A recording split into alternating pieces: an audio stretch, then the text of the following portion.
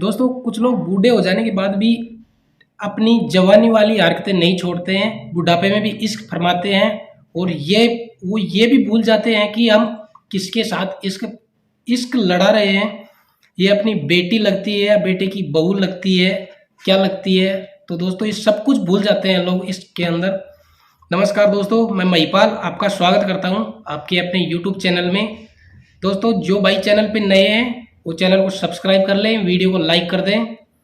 तो दोस्तों आज हम आपके लिए एक सच्ची घटना लेके आए हैं जो राजस्थान के अलवर जिले के बहरोड थाना क्षेत्र की है।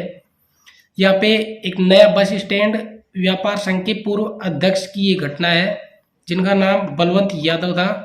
ये दोस्तों अपने परिवार के साथ बहरोड के अंदर रहता था।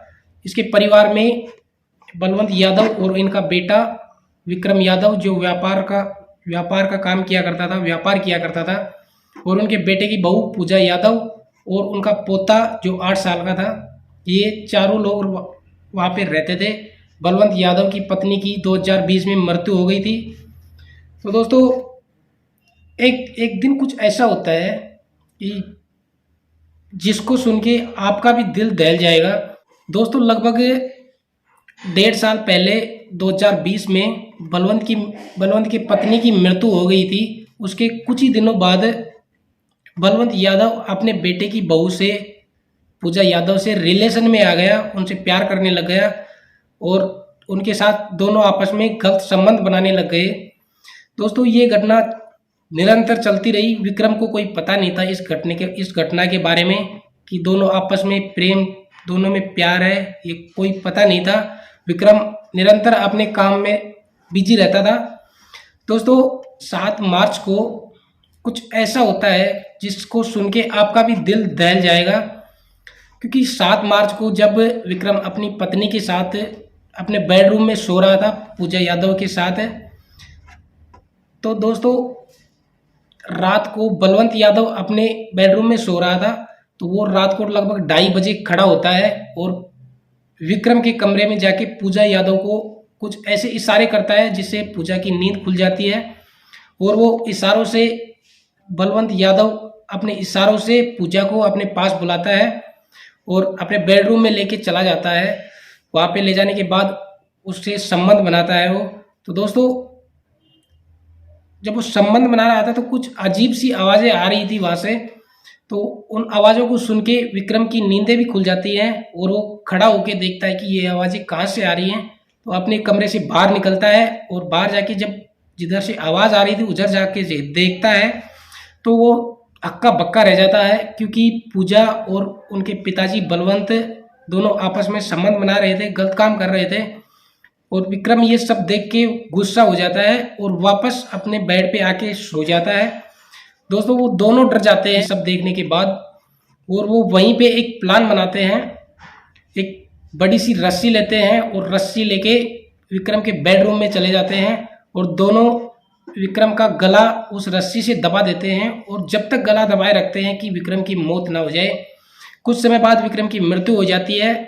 मृत्यु होने के बाद उसकी लाश को आत्महत्या का रूप देने के लिए पंखे पे एक दुपट्टा बांध देते हैं और दोनों जाके सो जाते हैं अपने अपने कमरे में। सुबह होने का इंतजार करते हैं। तो रोज की तरह बलवंत सुबह जल्दी उठ के मॉर्निंग वॉक के लिए निकल जाता है ताकि किसी को कोई शक ना हो, और पूजा उठ के अपने काम करने लग जाती है। और पूजा काम करते करते विक्रम को बेड से, जो विक्रम की लाश पड़ी थी बेड पे, उसके धक्का मार के नीचे गिरा देती है। तो विक्रम के सर में, नीचे गिरने के बाद विक्रम के सर में चोट आती है और फिर पूजा रोने लगती है, जोर जोर से रोने लगती है, चिल्लाने लगती है।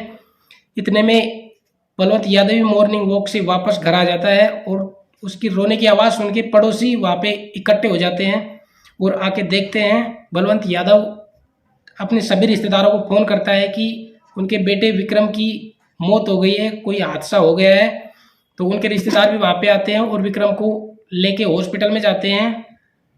हॉस्पिटल में ले जाने के बाद उसको डॉक्टर मृत घोषित कर देते हैं और वो विक्रम की लाश को उसके परिजन वहाँ से लेके आ जाते हैं और अंतिम संस्कार के लिए उसकी तैयारी करते हैं, उसको ले जाने के लिए तैयारी करते हैं घर पे।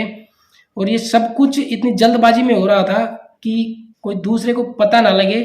तो दोस्तों जब विक्रम का साला वहाँ पे खड़ा था तो उसकी नज़र विक्रम के गले पे पड़ती है, जिस पे एक रस्सी के निशान थे। तो वो पूछता है, बलवंत से पूछता है कि ये निशान किसके हैं। तो कुछ संतुष्ट करने वाले जवाब नहीं देता है बलवंत यादव। तो उनके आपस में थोड़ी बहस होती है, और बहस होने के बीच ही कोई रिश्तेदार पुलिस को फ़ोन कर देता है। थोड़ी देर बाद वहाँ पे पुलिस आती है। पुलिस आने के बाद विक्रम के शव को कब्जे में लेती है और उसको लेके तुरंत हॉस्पिटल में चली जाती है। हॉस्पिटल में ले जाके उसका पोस्टमार्टम करवाया जाता है। पोस्टमार्टम करवाने के बाद उनकी विक्रम की लाश को वापस परिजनों को दे देती है। उसका अंतिम संस्कार कर दिया जाता है। फिर जब पोस्टमार्टम की रिपोर्ट आई तो पुलिस बलवंत के घर पे आती है, विक्रम के घर पे आती है, और बलवंत जो विक्रम के पिताजी थे और उनकी पत्नी पूजा से पूछताछ करती है, लेकिन वो दोनों बताते नहीं है, पुलिस को गुमराह कर देते हैं। तो पुलिस जब तो वहाँ से चली जाती है, फिर थोड़ी देर बाद फिर आती है। तो वो सख्ती से जब उनसे पूछताछ करती है तो दोनों आपस में टूट जाते हैं और सच्चाई बता देते हैं कि हमारा रिलेशन लगभग 1.5 साल से चल रहा है। जब से बलवंत की पत्नी की मृत्यु हुई थी उसके बाद से ही हमारा रिलेशन चलने लग गया था, और विक्रम को 1.5 साल तक कोई पता नहीं लगा, किसी को कोई पता नहीं था हमारे रिलेशन के बारे में। और 7 मार्च को जब हम सो रहे थे तो विक्रम ने देख लिया, जब हम सम्मत बना रहे थे तो विक्रम उठ के आता है और वो देख लेता है, और हम काफ़ी सहम जाते हैं, डर जाते हैं। तो हमने ये सब बदनामी के डर से ये सब उनको मौत के घाट उतार दिया। तो दोस्तों फिर पुलिस उन दोनों को गिरफ्तार करती है और अपने साथ लेके जाती है। तो दोस्तों ऐसा हमारे बीच समाज में ऐसे भी लोग रहते हैं जो अपने प्यार के लिए अपने बेटों की जान ले लेते हैं, अपने खून की जान ले लेते हैं।